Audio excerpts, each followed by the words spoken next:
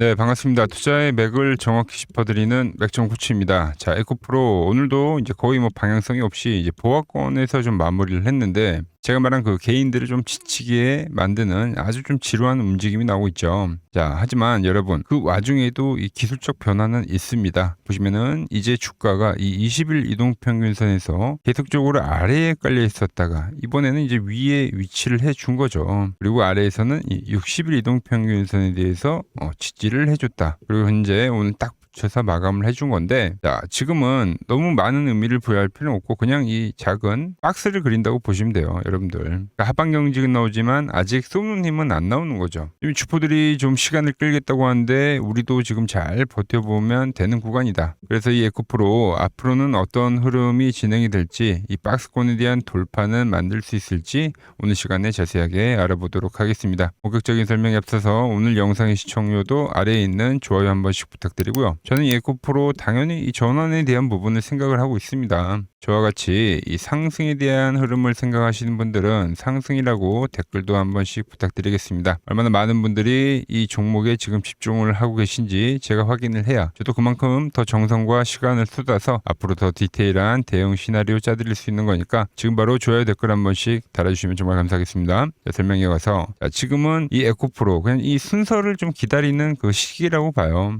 지금 이제 시장이 약 반등세가 지금 좀 나오고 있죠. 그러다 보니까 오늘 뭐 바이오 쪽도 좀 돌아줬었고, 네, 반도체 뭐 부품주 쪽도 한번 돌아봐줬었고, 그러니까 기존에 좀 주도주를 했었던 코스닥을 그런 애들이 지금 돌아오고 있는데 이 안에서 또 순환을 만들면서 이제는 이 2차전지 쪽으로도 우리가 이 순환매 티켓을 좀 기다리고 있다는 거죠. 그러다 보니까 떨어지지도 그리고 오르지도 좀 못하고 있는 상황입니다. 그런데 말씀드린 대로 주가의 위치는 좋아졌다. 자, 주가가 이제 전환을 하기 직전에 항상 이 만들어줘야 되는 부분들이 뭐냐면은 이 방향이 없으면 이동평균선이 이렇게 꼬이잖아요, 여러분들. 그러니까 이 실타래를 좀 풀어주는 역할을 해줘야 됩니다. 이 푸는 역할 중에 이 전환 전에 마지막에 나오는 게 이 이동평균선에 대한 이 지지거든요, 그죠? 꼬여있던 역배열을 정배열로 바뀔 때마다 주가가 21선 위에 위치를 해 있어야 되는데 지금 이제 그 흐름은 놔주고 있다는 거죠. 정말로 이 이동평균선들까지 모두 다 완전히 수렴을 했기 때문에 이제 변곡에 온 거긴 맞습니다. 이 주가가 튀어 올라야지 이동평균선들이 이렇게 올라오면서 다시 이 정배열로 가는, 그래야 시세를 만들 수 있는데 지금 그러한 흐름을 만들어주고 있다는 거죠. 그래서 현재 위치에서는 우리가 뭐 이렇다 할 뭐 포지션을 할 게 없이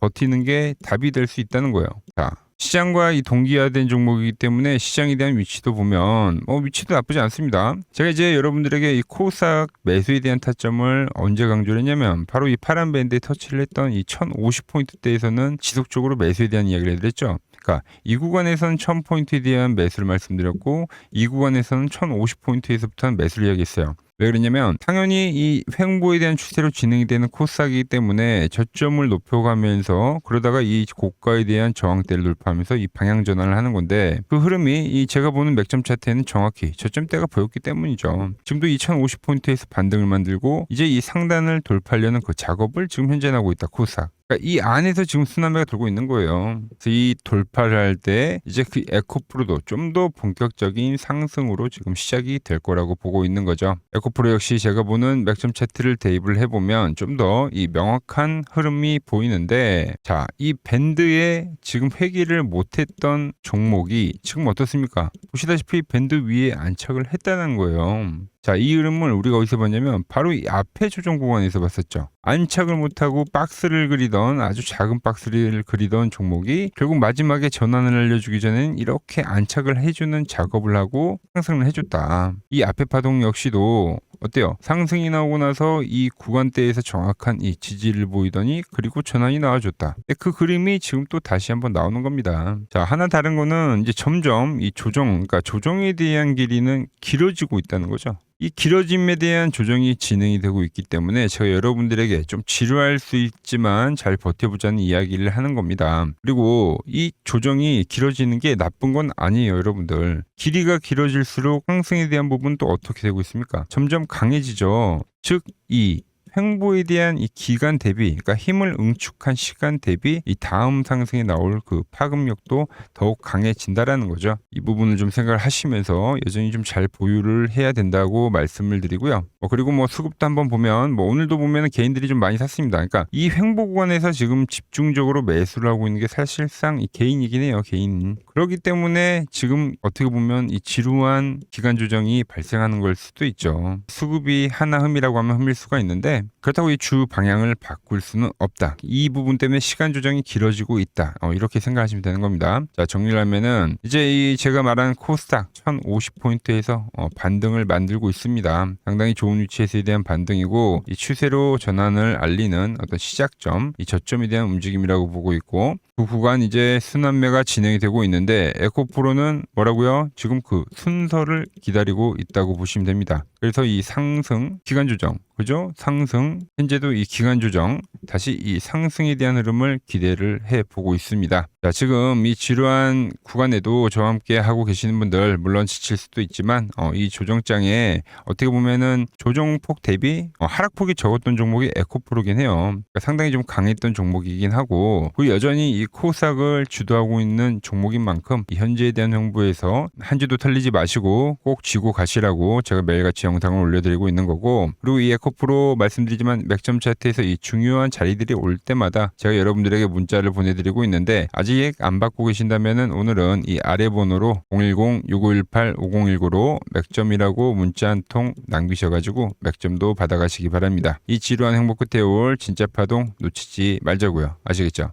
자, 그리고 지금 시장 이제 상당히 어려워하시고 고민들이 많으실 것 같길래 제가 시장 이야기를 좀 해드리면 이 지금 코스피의 시장 현재가 하락 추세냐? 아니죠. 그러니까 여기서 한 차례 음봉이 길게 떨어진다 하더라도 이거는 이 주 추세, 이 상승 추세에 대한 이탈이 되는 게 아닙니다. 그러니까 큰 그림에서는 변함이 없어요. 그러니까 무슨 말이냐면은 제가 여러분들한테 이 86년도 시장 많이 이야기해드렸죠. 이 3조 호황기 시장을 말씀드리면서 그리고 이 2000년도 초반에 발생했었던 이 상승 국면들 그러니까 지금 이 상승이 이 1번의 시장과 이 2번의 시장이 지금 이 짬뽕으로 나오는 시장이에요. 짬뽕. 그러니까 믹스의 시장. 그러니까 일단 대세 상승이 맞긴 해요. 대세 상승. 그래서 이 상승 주기를 보면은 어떻습니까? 5년 지금 연봉입니다. 대세 상승이 나오면 이 5년간 상승세가 발생하죠. 그러니까 정말 안 나온다 하더라도 3년 발생해요. 3년. 이때 정도. 자, 그런데 이제 지금 시장 1년 반 오른 겁니다. 그리고 이 1번의 상승 때와 2번의 상승 때와는 비교가 안 될 정도로 제일 강한 상승이에요, 지금.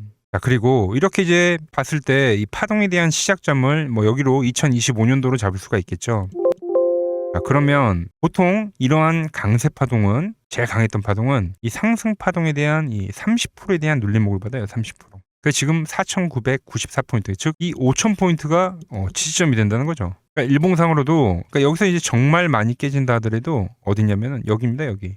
정말 많이 깨진다 하더라도 이때 지켜줬던 이 가격대들. 그러니까 이 5,000포인트를 유지를 하면서 뭐 전환을 할 수도 있지만, 그러니까 살짝 깨고 뭐 신용이나 미수 물량들을 털기 위해서 뭐 살짝 깨고 반등이 나온다 하더라도 정말 이 자리는 상당히 의미가 있는 자리다. 수급으로 지켰던 가격대니까. 그러니까 지금 이 라인대를 매도로 보는 게 아니라 이 자리는 철저하게 우리가 이 분할 매수로 생각을 해야 되지 그러니까 매도에 대한 자리로 보면 안 된다는 겁니다. 그러니까 지금 자리에서는 어디서 매수를 해갈지만 판단하면 된다는 거죠. 자, 그러면서 제가 여러분들에게 이야기했던 게 A, B, C 파동으로 진행이 된다라고 표현을 해드렸잖아요. 그죠? 근데 이 C 파동은 저점을 깨는 이 공포를 주는 파동이 될 수도 있고 아니면 말 그대로 여기서 시간만 죽이고 이렇게 전환이 나올 수도 있는 거예요. 공포를 주는 파동이 나와도 말 그대로 그냥 여기서 전환을 해버리면 왜 오늘도 60일선에 어쨌든 종가상 안착을 했으니까 그러니까 여기서 그냥 전환을 하면은 정말 편한 거고 공포에 대한 파동이 한 번 더 나오더라도 거기는 오히려 이제 극매수에 대한 자리가 되는 거죠. 극매수. 매수의 극점이요.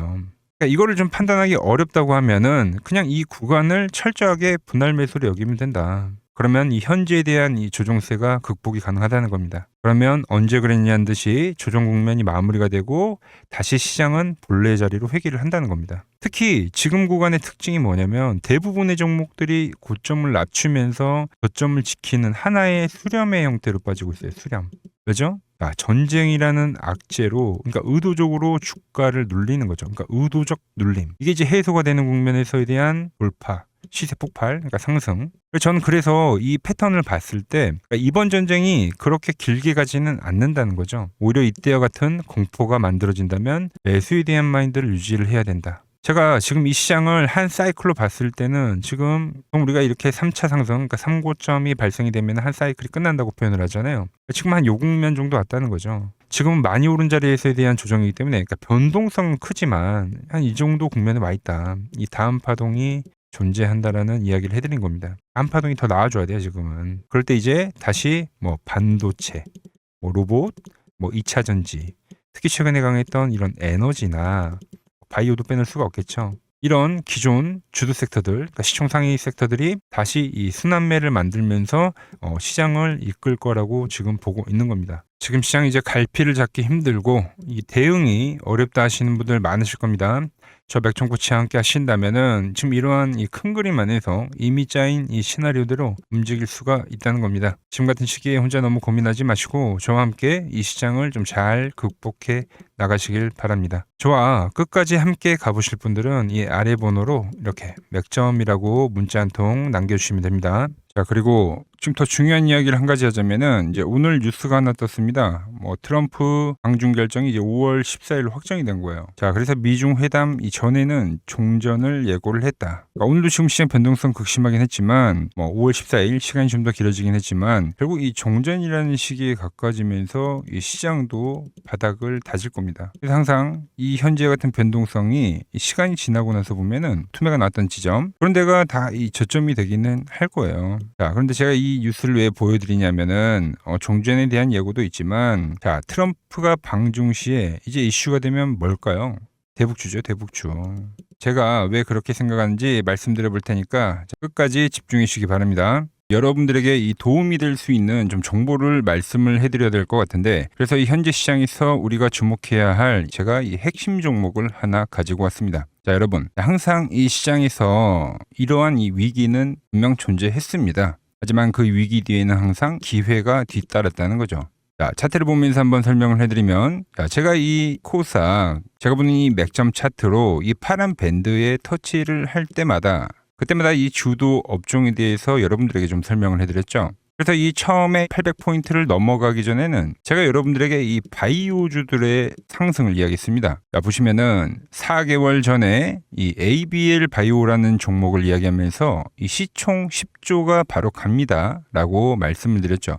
자, ABL 바이오 전일 시가총액이 10조네요. 그러면서 이 지수 상승 시기에 맞춰서 이 ABL 바이오가 12만 원인 게 이 25만 원까지 급등을 한 겁니다. 그죠? 이 파란 밴드에 대한 지지를 이야기를 하면서 자, 그리고 코스닥이 이 850포인트 이 두 번째 파란 저점이 찍혔을 때는 그때는 이제 이 로봇주에 대한 이야기를 했습니다. 로봇주. 자, 보시면 이 3개월 전에 여러분들에게 클로봇이라는 종목을 말씀드렸죠. 그때도 이 850포인트에 대한 거를 제가 계속 강조를 해드렸고 그때 이 클로봇이 이 노란 밴드 이 4만 원일 때 여러분들에게 말씀드렸던 거예요. 그러면서 이 지수가 상승을 하면서 클로봇도 이 8만 원대까지 상승을 해줬죠. 딱 요때입니다. 요때. 자, 그 뒤에는 제가 이 1000포인트에 대한 돌파를 말씀드리면서 그때 이제 이 우리 기술과 이 한미 반도체 즉 이 반도체 부품주에 대한 이야기와 이 에너지에 대한 이야기를 했죠. 그러면서 이 한미 반도체는 우리 10만 원 라인에서부터 이 33만 원대까지 급등을 보여줬고 우리 기술 역시 이 5천 원 라인대부터 수직 상승하면서 벌써 이 2만 5천 원까지 도달을 했습니다. 엄청난 폭등을 만들어냈다는 거죠. 공통점이 뭡니까? 지수의 하락 그 막바지에서는 다음 이 주도주가 생기거나 이 새로운 테마가 형성이 되었다. 이번에도 마찬가지죠. 이번 조정기가 마무리가 되면 나오는 거는 이 새로운 테마와 주도주입니다. 그래서 오늘은 제가 그 이야기를 좀 해보려고 하는 거예요. 자, 저는 이 다음 테마는 여러 테마들이 물론 발생하긴 할 건데 제가 주목하는 거는 이 대북주입니다. 대북주.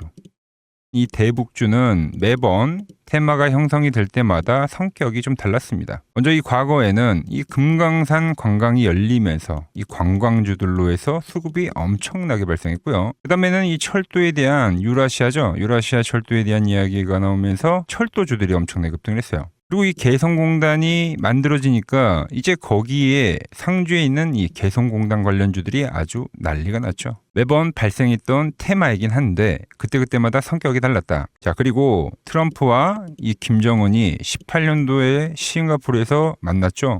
그때는 이 비료주들 그리고 이 모든 섹터들이 전체적으로 상승을 하는 움직임이 나왔습니다. 자, 그런데 이번에 다시 한번 이 대북주에 대한 움직임을 우리가 예의주시해야 된다는 거죠. 자, 이미 시작을 한 종목도 있습니다. 최근에 이 트럼프가 김정은 이야기를 꺼낼 때마다 올라왔던 게 이 코데지 컴바인이죠. 이미 시작을 했고 이 밴드에 대한 지지를 받으면서 이번 투매에서도 밴드에 대한 지지를 받으면서 대장에 대한 역할을 하고 있다. 그런데 제가 이미 올라온 거를 말을 한 사람이 아니죠. 저는 이 이란과에 대한 전쟁이 마무리가 되면서 이 트럼프에 대한 다음 행보는 이 로켓맨을 향해 갈 확률이 지금 매우 크다라고 보고 있습니다. 자, 트럼프 입장에서는 이것보다 정치적으로 이 트럼프에 대한 이미지를 개선할 만한 게 없어요. 여러 가지에 대한 이 시나리오들, 퍼즐들이 맞춰지고 있는데 그래서 설명을 좀 해드리면 저는 이 대전환의 서막이 지금 현재 열리고 있다고 보고 있습니다. 최근 흐름을 보자고요. 먼저 우리가 볼 수 있는 거는 이 김정은에 대한 전략적 분리를 볼 수 있습니다. 최근에 이 한국은 적이지만 이 미국은 뭐라고요? 이 대화에 대한 상대라고 표현을 했죠.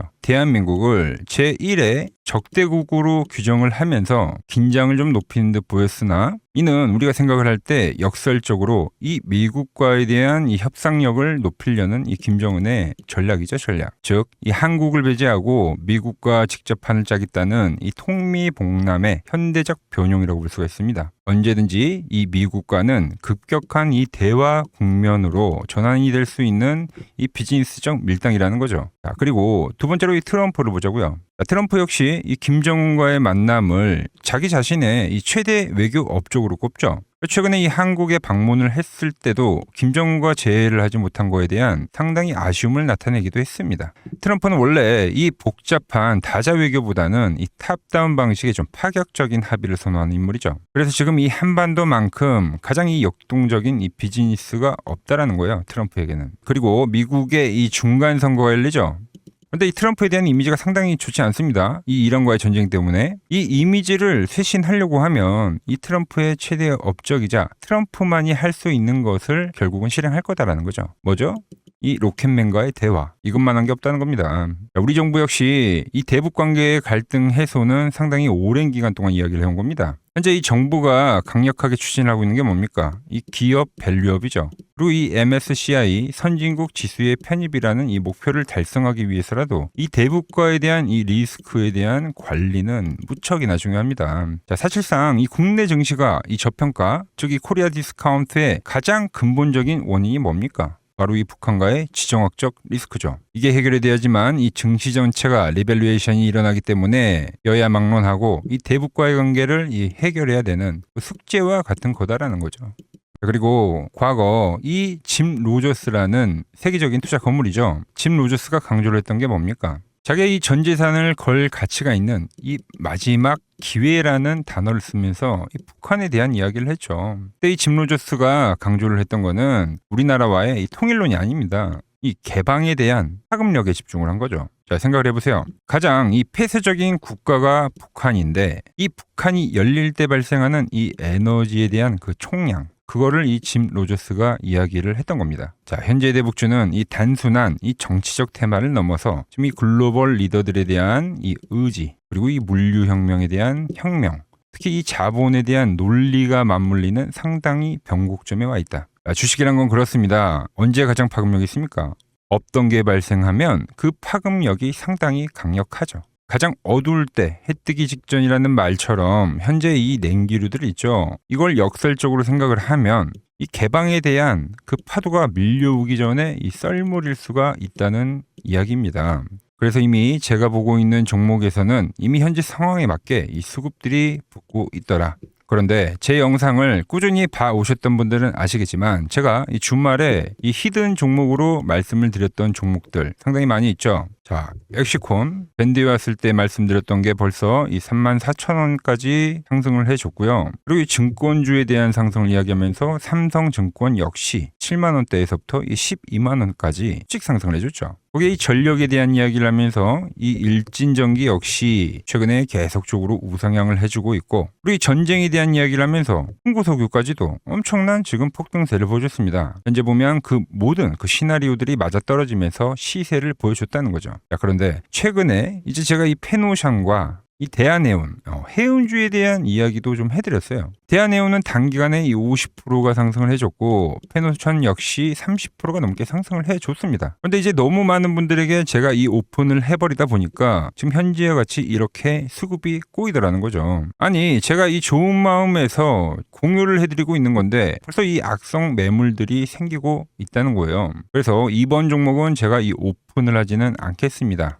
이 대북주라는 힌트는 제가 드리겠지만 조용히 먹겠다는 거죠. 자, 단 저에게 문자를 보내주신 분들에게는 제가 이 부분을 오픈해드리도록 할 겁니다. 저도 이 시나리오를 정말 이 오랜 시간 추적 관찰해온 만큼 정말 이 잘 따라오실 수 있는 분들에게만 드리는 게 맞다는 거죠. 그래서 제가 이 준비해놓은 대북주 관련된 이 자료 그리고 시나리오 그리고 이 종목을 받아보실 분들은 이 아래 번호로 이렇게 맥점이라고 두 글자 남겨주시면은 제가 보는 이 핵심 종목, 우리가 어느 구간에서 이 매집을 해가야 되는지, 그리고 어느 구간까지 우리가 끌고 가야 되는지 이 시나리오까지 아주 자세하게 말씀드리도록 하겠습니다. 아시겠죠?